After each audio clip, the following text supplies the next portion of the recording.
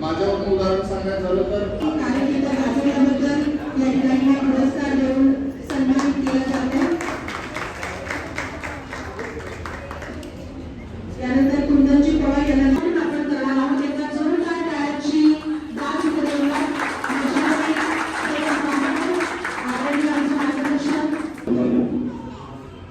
आज युवा जनसेना सामाजिक संघटनेच्या या ठिकाणी 8वा वर्धापन दिन आपण साजरा करतोय। प्रत्येक वर्षी हा कार्यक्रम का? कारण आमची सुरुवात सामाजिक क्षेत्रातून झालेली आणि ही संघटना राजकीय नाही। कदाचित माझ्या बाजूला बसणारे राजकीय मित्र हे माझे मित्र आहेत चांगले, आणि राजकारण हे मला करेक्ट नाही।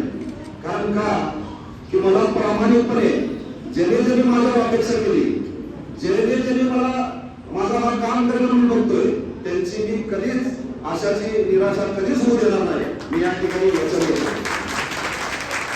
कारण ही संघटना एक सामाजिक बांधिलकी म्हणून आपण उभा केलेली आहे।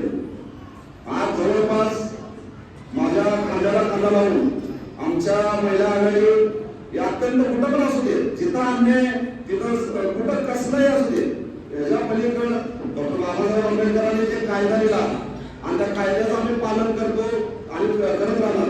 परंतु काही ठिकाणी असं येतंय की ते कायद्याच्या थोडस विरोध जाऊन सुद्धा एकाला न्याय द्यावा लागतोय। तरी हे महिला असून आमच्या 2 पाऊल पुढे असतात, 2 पाऊल पुढे असतात। यांना आम्ही आहे, आम्ही बहिणी सुद्धा सोबत आहे।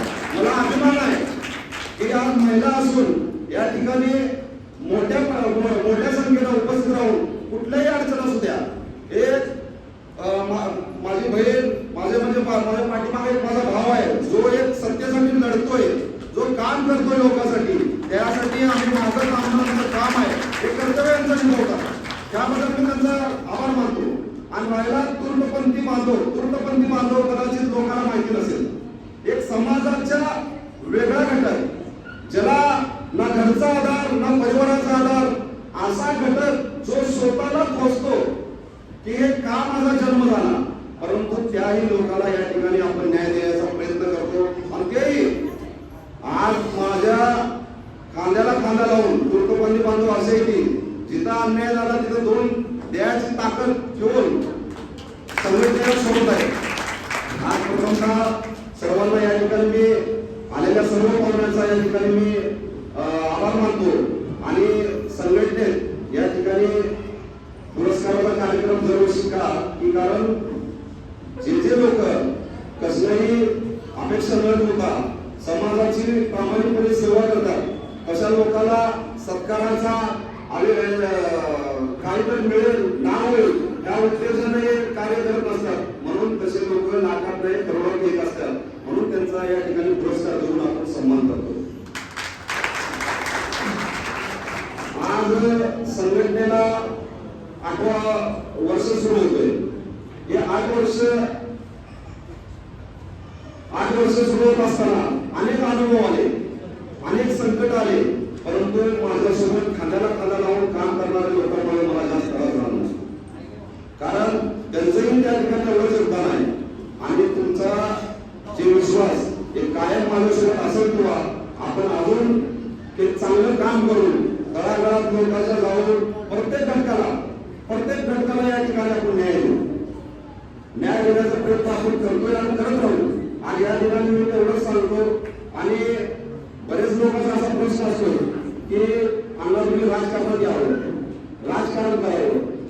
राजकारण हे विकासाचं माध्यम आहे, परंतु डॉक्टर बाबासाहेब आंबेडकरांनी म्हटलं होतं शासनकर्ती जमात व्हा।